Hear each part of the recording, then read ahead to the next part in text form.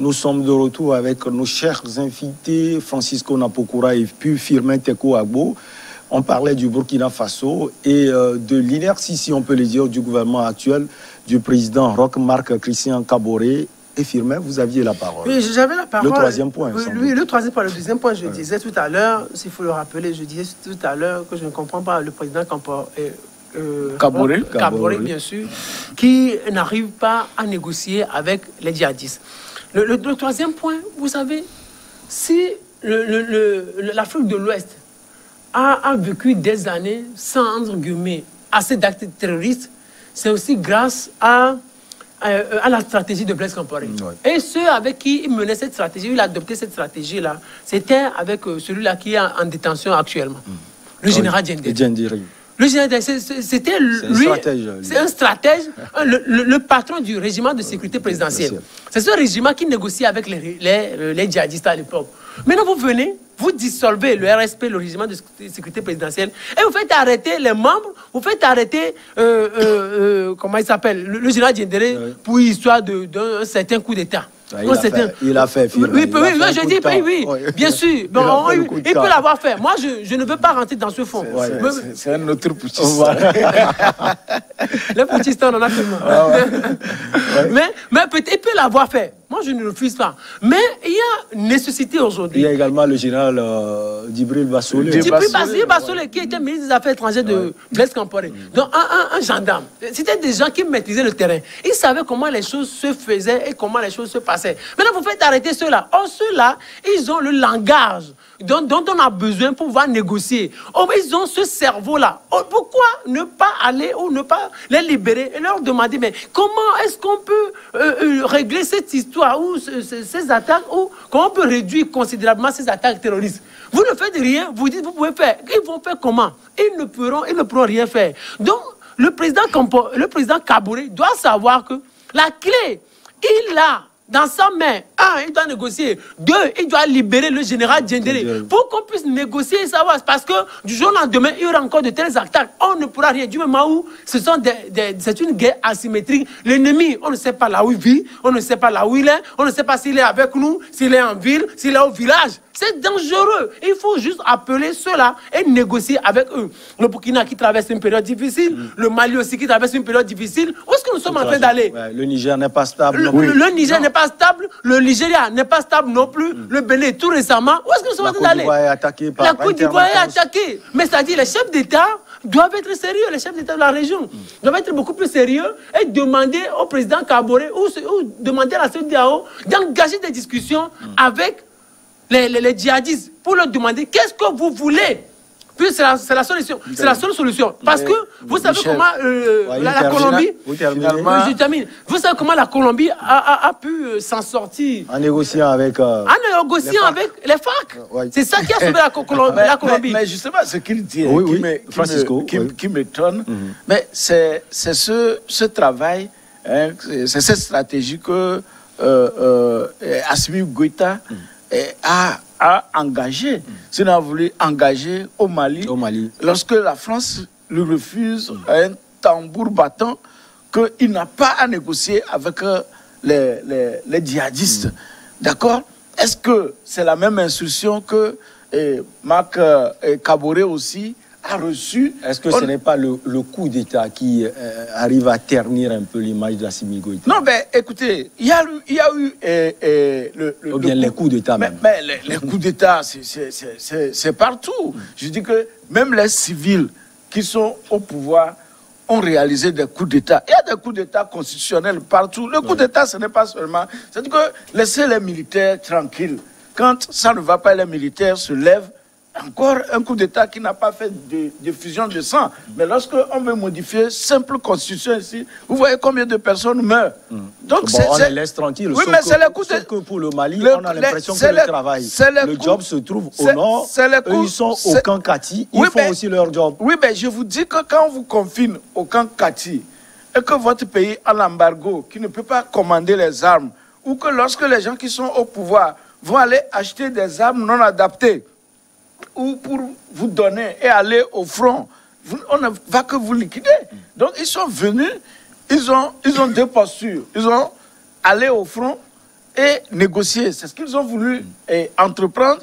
Et que le vivier, le vivier du terrorisme en Afrique a dit non, de ne pas le faire. Je crois que peut-être qu'au niveau du Burkina, Kaboré également a cette contrainte. Parce que lorsque vous écoutez Kaboré, au lendemain surtout de ce massacre, de ce massacre, et suite également à la visite, et vous allez voir, même la sous-région, vous parlez de la CEDEAO, des présidents, qui a pu se déplacer là-bas. C'est le Ghanéen. C'est le Ghanéen. Nana Akufo-Addo. Et puis quand vous écoutez également son discours, eh ben c'est le Ghana. C'est le Ghana d'abord. Le Ghana doit faire face à ces problèmes. Et lors de cette visite, quand vous écoutez Kaboré, son discours, c'est la Côte d'Ivoire et c'est le Burkina. Il a dit, nul ne viendra de l'extérieur pour nous résoudre notre problème de djihadisme. Mais ce problème de djihadisme, vous dites que les gens négociaient avec les djihadistes et que Kaboré a refusé. Lorsqu'il négociait, comment et pourquoi et jusqu'à quand? Ce n'est pas le moment d'aller à son école. Oui, mais vous n'allez pas nous dire. Vous n'allez pas nous dire. Il y a trop de pertes en vie humaine. Oui, certainement parce que Compaoré, pendant des décennies, a gardé cette nébuleuse qui est le djihadisme, nourrir et prendre le temps. Et ils sont devenus tellement gourmands que aujourd'hui ils veulent tout. Peut-être c'est ça. Puisque si vous dites que c'est parce qu'on a renvoyé Blaise du pouvoir, mais on a renvoyé, Blaise n'est pas éternel. Mais et si Blaise mourait subitement, donc personne ne pouvait. Et si c'était après la mort de Blaise et que Kaboré prenait le pouvoir, ça veut dire que le Burkina ne doit plus vivre. Sauf que Francisco, quand Blaise était au pouvoir, ceux qui partent souvent, qui sont souvent décédés, sont inférieurs, si on peut le dire, le nombre est inférieur à ceux qui partent. Oui, mais l'ampleur, ça devait prendre de l'ampleur du jour au lendemain. Nos pays, quand vous voyagez, vous visitez ces pays, mais vous voyez des endroits où vous demandez si c'est des gens qui vivent là-bas. C'est des laissés pour compte. C'est des laissés pour compte. Et puis, ils ont créé des communautés, des dozos, des groupes d'autodéfense de partout. Donc, ces gens, vous allez au Burkina, vous êtes, même sur la nationale, en train d'aller, vous voyez un groupe d'hommes avec les fusils de chasse qui sont sur moto, qui se remorquent par dizaines. Mais ces choses-là ne doivent pas exister. Et moi, là où je condamne l'État burkinabé, c'est d'avoir engagé des volontaires. Pourquoi ne pas les enrouler systématiquement dans l'armée ici? Les former pour l'armée. Oui. C'est-à-dire que ici, la priorité, c'est la sécurité au Burkina. La priorité, c'est la sécurité. Engager des gens qui vont être des militaires et que vous payez, et non que vous créez des groupes d'autodéfense, des jeunes volontaires. Et Francisco, Firmin a dit quelque chose d'essentiel. Avant de vous donner la parole, Firmin, il a parlé du général Diendéré, par exemple, qui est embassillé. On sait que ce soit Djibril Bassolé. Djibril Bassolé également. Ils ont certes commis des erreurs, mais aujourd'hui, le Burkina Faso a besoin d'eux. Oui. Que ce soit Djibril Bassolé et Diendéré ou Blaise Compaoré qui se retrouvent en Côte d'Ivoire, mais ce n'est pas leur personne qui vaut. C'est les actes qu'ils vont poser. Oui. Parce que lorsque les gens sont aussi égoïstes jusqu'à ce point, pour dire que parce qu'on m'a évincé du pouvoir, c'est parce que je n'ai plus cet honneur du pouvoir que je dois laisser le peuple sombrer. Ce peuple que vous prétendez aimer. Non, je crois que de la Côte d'Ivoire... Tout ce qui se passe, est-ce que c'est Blaise Compaoré qui aurait fomenté cela? Parce que quand on entend votre intervention... Non, mais quand vous écoutez le Firmin parler, c'est parce qu'ils ne sont plus au pouvoir ou d'autres sont en prison. Mais on sait que dans nos pays, il y avait des gens qui étaient en prison, qui ont déposé des candidatures pour être président ou pour être député. Et ils sont arrivés à faire des scores extraordinaires. Mais si d'où ils sont, Blaise Compaoré, peut-être en Côte d'Ivoire, au Togo, je ne sais pas où, Djibril Bassolé, Gilbert Diendéré, même du fond de la prison, les gens peuvent poser leur acte. Ouais. On est ici, quand vous prenez les pays comme les États-Unis, mais il y a des gens, lorsqu'ils décident de collaborer, mais on leur rend même totalement les peines, ou même les peines à moitié. Vrai ou faux? Oui, lorsqu'on décide de collaborer, ils peuvent être des volontaires. S'ils aimaient vraiment ce pays qui leur a tout donné, tous les honneurs possibles, et toute la fortune, ils devaient se mettre sans attendre que c'est parce qu'ils avaient trop de pouvoir. On va parler de l'impact. On va parler de l'impact. C'est comme si Firmin ne peut pas aider son pays parce qu'il n'est pas président. Non, mais c'est ce que vous êtes en train de nous dire. Non, mais ça que vous évitons l'amalgame. Moi, je ne fais pas de l'amalgame. Mais ce n'est pas normal. Écoutez, Francisco, peut-être qu'il va essayer d'éclairer. Quand Francisco, dès l'entame de ses propos, a parlé des militaires, moi, je suis celui-là qui admire tellement les militaires. Surtout les militaires togolais. Moi, je les admire. Et le travail qu'ils font. Pour le travail qu'ils font, parce que l'armée togolaise est disciplinée et professionnelle. C'est pour cela qu'on a toujours besoin de l'armée togolaise à l'extérieur, sur le plan international. Moi, j'ai une certaine admiration pour les militaires parce que c'est fort ce qu'ils font. C'est fort. Ils protègent au moment où d'autres hommes, eux, ils sont éveillés pour protéger et les citoyens, pour protéger et l'intégrité du territoire. Donc, on ne peut que leur dire bravo et félicitations pour tout ce qu'ils font. Mais ce que je voudrais faire observer, c'est qu'au niveau du Mali, c'est-à-dire nous sommes en train de nous battre aujourd'hui. Toute la CEDEAO, la communauté internationale, nous sommes tous en train de nous battre pour l'ancrage démocratique dans nos pays. Donc on ne peut pas, avec tous ces efforts qui sont en train d'être consentis, adopter ou accepter encore que les coups d'État se produisent. Ce n'est pas possible. C'est pour cela que moi je dis... Au Burkina, Kaboré n'est pas au pouvoir par le coup d'État. Non, parce que quand vous avez parlé de Assimi Goïta, moi je dis simplement... Assimi Goïta avait la possibilité juste, au moment où il fait le coup d'État, il laisse le pouvoir à un civil et lui-même, il se retire et puis il forme son petit conseil de défense et il donne des conseils à ceux-là qui ont le pouvoir. Et s'il veut, du jour au lendemain, se représenter pour être président et démissionne de l'armée, et il va à la présidentielle. Cela veut dire que ce n'est pas forcément qu'il fasse le coup d'État pour apporter son expertise à son pays. Non, le coup d'État, là, c'est illégal, c'est un crime, ce n'est pas possible. Maintenant, regardez une seconde. Oublie le contexte. Le pays était paralysé par la société civile qui a lancé un mouvement qui a bloqué le pays. On peut bloquer le budget. Je dis, il fait le coup d'État. Je dis, c'est un militaire, il fait le coup d'État. Maintenant qu'il laisse le pays pour remettre le pays sur la voie de la démocratie. Regardez par exemple, moi je ne suis pas contre le fait que les militaires dirigent le pouvoir, mais que cela se fasse dans les règles de l'art. C'est ce que moi je dis. Par exemple, l'Égyptien, c'est un militaire. L'Égyptien, Abdel Fattah al-Sisi, c'est un militaire. Il gère le pays. Il a été aux élections et il a gagné. Est-ce que moi je souhaite que Assimi Goïta aille aux élections et qu'il les gagne? Ce n'est pas un problème. Mais que cela se fasse de la manière la plus constitutionnelle. Est-ce que je dis? Maintenant, par rapport au Burkina Faso, mais qui vous dit que Blaise Compaoré est en train de détruire le Burkina Faso depuis là où il est? C'est la question que j'ai posée. C'est la question.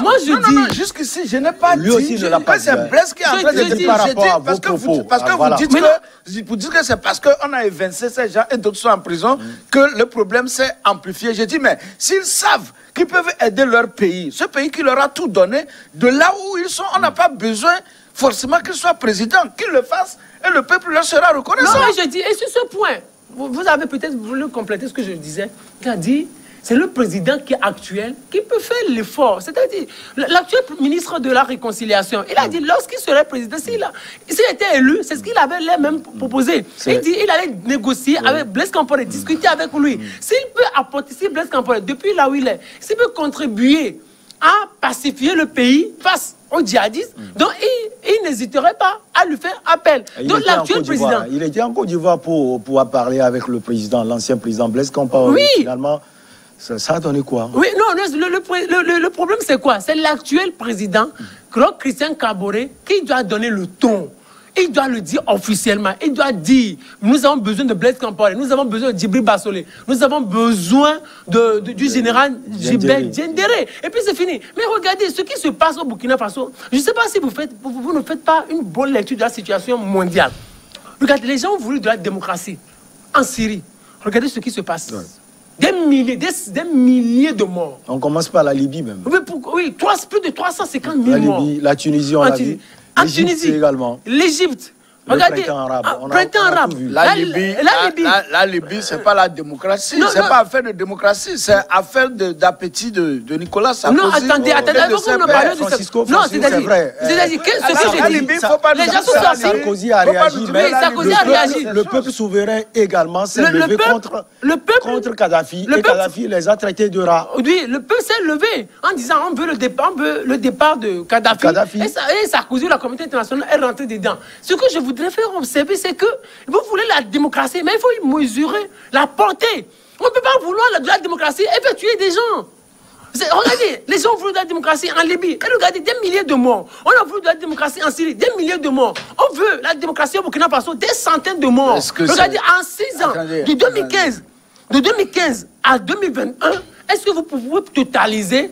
Attendez, est-ce que c'est seulement l'effet de la démocratie? Ce n'est pas l'effet de la démocratie. Les gens veulent contrôler votre sous-sol. Non, attendez. Les gens veulent contrôler, ils mettent tous les moyens. Est-ce que vous pouvez?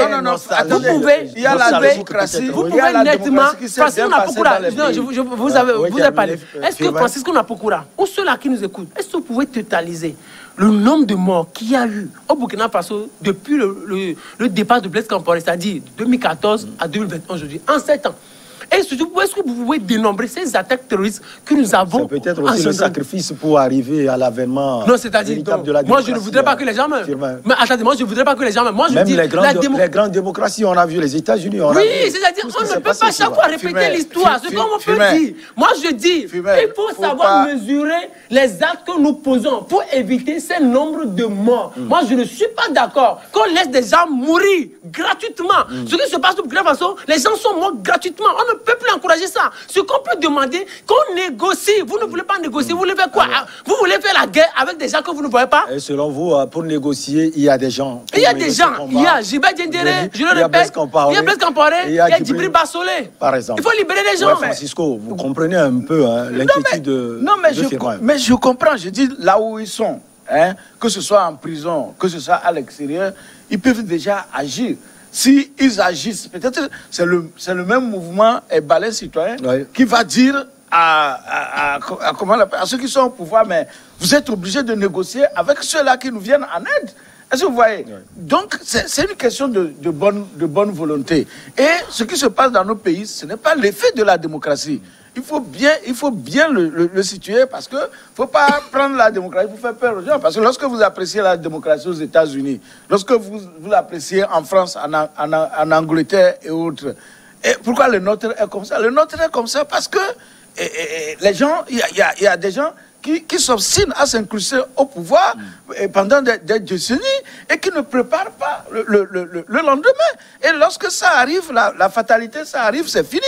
Et le pays est embrasé avec tout ce que nous avons comme manipulation à l'extérieur.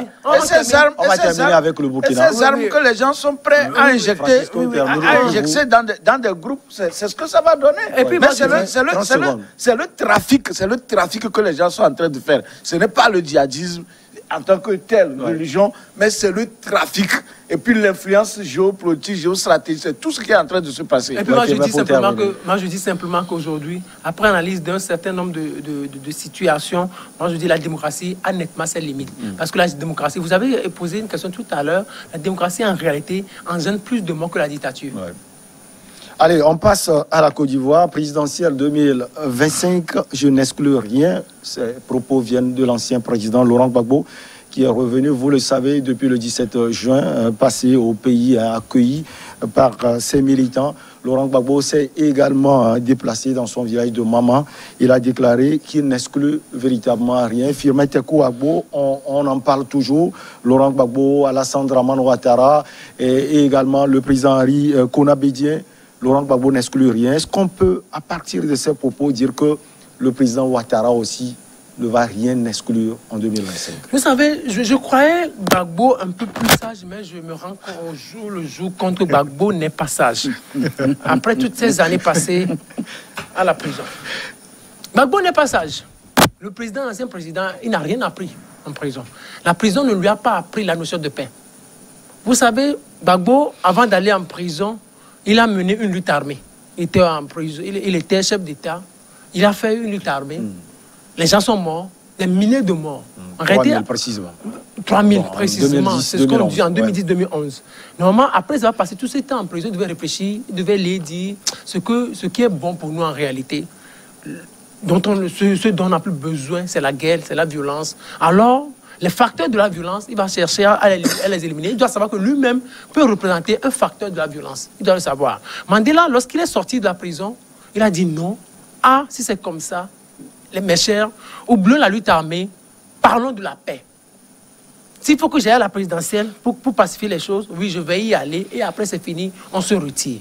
Gbagbo, lui, il ne fait preuve d'aucune sagesse. Regardez, je vais je ne sais pas si vous le lisez. Depuis qu'il est revenu de la Côte d'Ivoire. Ça fait juste 13 jours. Ça fait juste 13 jours. Est-ce qu'on peut l'accuser? Oui, on peut l'accuser. Il revient dans son pays. Au moins, le premier geste, c'est de prononcer le nom de Ouattara. C'est de dire Ouattara non plus n'est pas allé l'accueillir. Non, comment Ouattara peut aller l'accueillir? C'est pas une obligation. Non, ce n'est pas une obligation. Écoutez, Ouattara est chef d'État. Ouattara, avec tout son pouvoir, avec la manière dont il gère le pays, je ne dis pas que c'est la meilleure méthode. Ouais. Avec la manière dont il gère le pays, il pouvait empêcher Gbagbo de rentrer. Il pouvait le dire. Le fait de l'autoriser, c'est une posture républicaine que Gbagbo, à son âge, à 76 ans, une fois rentré au pays, il devrait dire rendons à César ce qui est à César. C'est grâce à Ouattara que je suis revenu. Vous savez pourquoi je dis ça? Moi, je me rappelle la déclaration de Jean-Yahoubi Degli devant la CBJR. Commission Vérité, Justice et Réconciliation.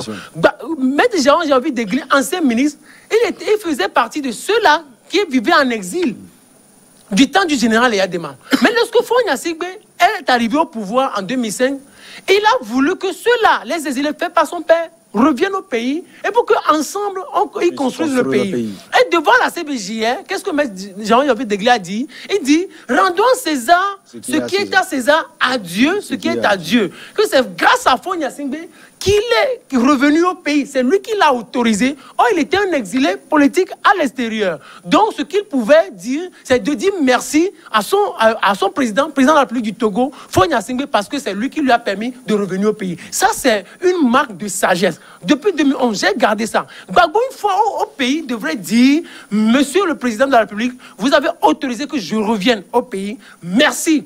Et c'est fini. Au moins, un simple merci, au moins, devrait suffire. Et après... Écoutez, il suppose que ce qu'il est parti faire là, et il ne le mérite pas. Il parle également d'injustice. Et quand on vous c'est aussi rare d'envoyer ce signe de réconciliation. Parce que tout le monde, Gbagbo, lui, considère qu'il est le président élu de la Côte d'Ivoire. La réconciliation, c'est quoi? La réconciliation, c'est quoi? Ça veut dire, et vous savez encore ce que M. Degli a dit, vers la fin de son intervention, il dit, ce qu'il a appris pendant ces 18 années, regardez, 18 années d'exil, ce qu'il a appris, c'est que lorsque quelqu'un apporte le feu, il faut lui répondre par l'eau. Gbagbo, aujourd'hui, quand il parle de réconciliation, c'est quoi? Ça veut dire peut-être quelqu'un va venir avec le feu. Alors, comment on peut se réconcilier? Lui va venir avec de l'eau pour éteindre le feu. Gbagbo n'a pas appris la leçon. Gbagbo n'a rien appris en prison. Gbagbo est en train d'exagérer. Gbagbo veut embraser encore la Côte d'Ivoire. La deuxième chose, en réalité, à son âge, il devrait dire, messieurs, moi j'ai été... Le président Ouattara a 78 ans. J'ai déjà été chef d'État. J'ai fait 10 ans au pouvoir.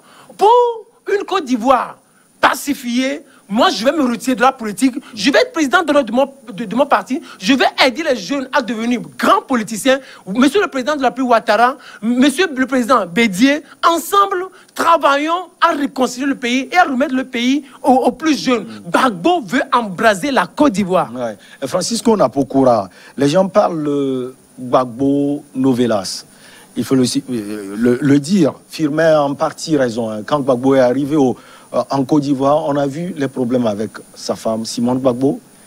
Les gens parlent de la division encore du FPI, un parti déjà déplumé, divisé, fragmenté. Et le président Gbagbo qui dit à maman, je n'exclus rien. Firmin a raison, c'est inquiétant. J'allais applaudir Firmin si avec la déclaration de Degli, parce qu'au moins Degli a eu la chance de rentrer, mais au même moment, sous Faure Gnassingbé, et Ama, le commandant Ama est en exil, Bacha Nassibé est en prison. Il y a l'ancien ministre de la Sécurité également qui est en François Boko est à l'extérieur. Kofi Yamian ne peut pas rentrer au pays, même peut-être pour assister. Non, attendez. Agbéome actuellement est à l'étranger. Agbéome serait dans les maïs quelque part. Est-ce que vous voyez? Donc, ça dit que il a fait pour certains. Et lorsqu'il est rentré, il me semble que vous ne suivez pas bien l'actualité politique. Oui. Ce merci de Degli n'avait pas sa raison d'être. Ça avait sa raison. Si jamais ça devait continuer. Parce que après peut-être c'est un autre qu'on viendra dire merci. Non, attendez. Ceux-là que vous venez de citer, une seconde, parce qu'on a beaucoup là. Ceux-là que vous venez de citer, est-ce que quelqu'un les a chassés du pays? Est-ce que quelqu'un les a chassés du pays? Est-ce qu'on a lancé un mandat d'arrêt international contre Y? Est-ce qu'on a lancé un mandat d'arrêt international contre Agbéome Kodjo, contre Boko, contre Bacha Nassibé? J'ajoute même votre confrère, notre confrère Félix Namtougli. Non, est-ce qu'on a lancé un mandat d'arrêt international? Est-ce qu'on les a chassés du pays? Moi, c'est ce que je voudrais. Est-ce qu'ils sont allés à la CPI? Est-ce qu'ils sont allés à la CPI? Bon, vous savez, Gbagbo, c'est un politicien. Gbagbo, c'est un intellectuel. Ça peut être des discours politiques aussi.